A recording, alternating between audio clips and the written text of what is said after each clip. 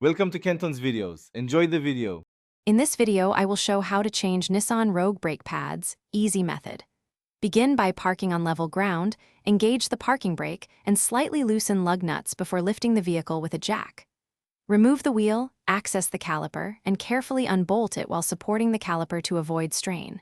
Replace pads, retract the piston, reassemble components, torque lug nuts, and test brakes at low speed. A few tools make this job quick and safe, and I'll walk you through each step with calm pacing. You'll need a jack, jack stands, lug wrench, socket set, C-clamp, and brake cleaner. Keep a torque wrench on hand to meet manufacturer torque specs and a container to catch brake fluid if you open the system. Lay out tools before starting so each move is deliberate and confident. If this video is helping, please subscribe and like so you don't miss future tips and guides.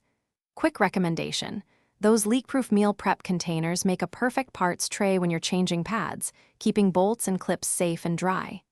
They snap shut, stack neatly, and save you from losing tiny hardware mid-job.